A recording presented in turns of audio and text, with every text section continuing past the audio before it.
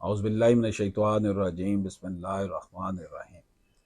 नाज़रीन किराम, ख़वातीन की मिरास के हवाले से अक्सर हम बात करते हैं।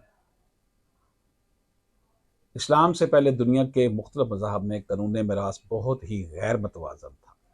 बाज़ मज़ाहिब में सिर्फ लड़कों को हिस्सा मिलता था और लड़कियां मिरास से महरूम कर दी जाती थी, और बाज़ मज़ाहब में पहला बड़ा बेटा पूरे तरका का हकदार समझा जाता था।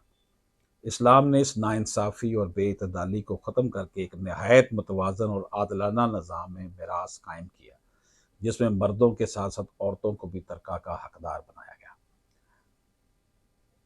आयात मिरास में अल्लाह ताला ने तफसील के साथ मिरास के हकदारों का जिक्र फरमाया है और मर्दों के साथ साथ औरतों के हकूक़ की भी सराहत फरमाई है, ताकीद फरमाई है। तो नाज़रीन इकराम, औरतों को जो हिस्सा मिलना चाहिए वो हमारे माशरे में नहीं दिया जाता, बल्कि तरह तरह के बहाने बनाए जाते हैं। जैसे हमने तलीम दिलवा दी, इसको हमने जहेज़ दे दिया, इसलिए अब इसका इसमें से कोई हिस्सा नहीं है। नाज़रीन करम, इस्लाम वो दीन है जिसने सबसे पहले मर्दों के साथ साथ औरतों को भी विरासत में हकदार ठहराया। हालांकि इस वक्त के जज़ीरतुल अरब के मरूजी हालात औरतों के हवाले से फरसूदा नज़रियात के हामिल थे। बच्चों को जिंदा दरगोर करने से भी दरेग नहीं करते थे। बच्चियों को, बेटियों को, बच्चों से मुराद बच्चियाँ हैं। ऐसे माहौल में इस्लाम के मतवाज़ी निज़ाम में इक़्तिसाद की खूबियों में से एक ये भी है कि औरतों के हकूक़ को माली तहफ़्फ़ुज़ दिया गया। लेकिन बदकिस्मती से हमारे माशरों में हमारी बहन बेटी अमलन इन हकूक़ से महरूम है, जिनका बयान कुरान की आयात और नबी पाक सल्लल्लाहु अलैहि वसल्लम के इरशादात में मौजूद है। इस्लाम औरत को वरासत का हकदार बनाता है, जबकि माशरा जबर करके इनके हकूक़ जो है वो गसब कर रहा है, सलब कर रहा है। इसकी क्या वजूहात है? पहली वजह तो जहालत है। और देखिए, तुम्हारे बाप या तुम्हारे बेटे, तुम नहीं जानते कि इनमें से कौन तुम्हें ज्यादा नफा पहुंचाने वाला है। अल्लाह की तरफ से यह हिस्सा मुकर्रर किया हुआ, बेशक अल्लाह खबरदार हिकमत वाला है।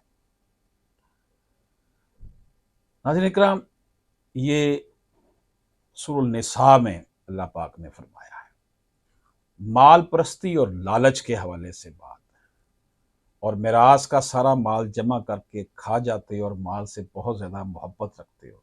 सूरह फजर। इनकार, मुनकर का फुकदान, चोर और सूदखोर तो बुरा है मगर मिरास खुद बुरा नहीं जाना जाता। जहेज के हवाले से कि जनाब हमने जहेज, नाशुक्री, अगर तुम शुक्रगुजारी करोगे तो और ज्यादा दूंगा, अगर नाशुक्री करोगे तो मेरा अज़ाब बहुत सख्त है। नाज़रीन इकराम, अगर ख़वातीन को विरासत से महरूम जब किया जाता है तो उसके माशरे पर जो असरात पैदा होते हैं, माशरे का माहौल जो है वो सरेआम अल्लाह पाक के कवानीन की पामाली की हमाज का बन जाता है। भाई बहनों में नफरत का बाजार गर्म हो जाता है। माशरा जुल्म, ज़्यादती, नाइंसाफ़ी, जहेज़ जैसे खसाइल ने मजमूमा का शिकार हो जाता है। ख़ानदानों माशरा में लौन तौन, कत्ल व गारत गरी, खुदकशी की फ़ज़ा आम हो जाती है। ख़वातीन एहसास कमतरी का शिकार हो जाती है। समाज में मुख्तलिफ बुराइयों में जैसे हक तलफी, औरतों का घरों से भाग जाना वगैरह का रवाज, रिश्तों में दरार और आपस में रंजिशों का आम चलन हो जाता है। और असल बात यह कि आखिरत में जहन्नम मिलती है। ज़रूरत इस अमर किया कि माशरे से फरसूदा रस्म व रवाज को ख़त्म करके हर हकदार को इसका हक दिलाया जाए। सियासी तंजीम में औरतों के हकूक़ वरासत को अपने मंशूर का हिस्सा बनाएं। उलमा कराम मेंबरों महराब से अपनी बहनों बेटियों के हकूक़ मिरास की आवाज़ बुलंद करके अपने हिस्से का कर्ज चुकाएं।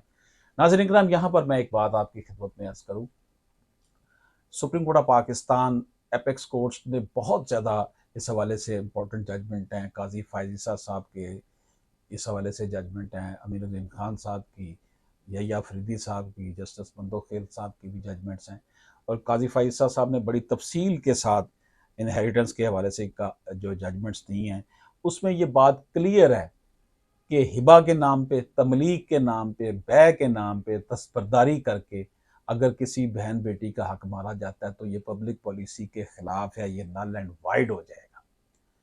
और साथ ये भी कहा गया कि जब किसी को हिबा किया जा रहा है और बेटी बहन को महरूम किया जा रहा है तो रेवेन्यू ऑफिसर की ये जिम्मेदारी है कि वो बेटियों बहनों को जो है वो नोटिस जारी करे कि आपका बाप ये हिबा कर रहा है और आपको महरूम कर रहा है, इसके बदले आपको कुछ दिया है या नहीं दिया। बेटियों को विरासत से महरूम करने के लिए ये हथकंडे इस्तेमाल करना कि हम बेटों को बैग कर दें, जी इन्होंने तो खरीद लिया जी मुझसे। भाई आप पाल रहे हैं अपने बेटों को, उन्होंने कहाँ से कमाई करके खरीद ली है आपसे?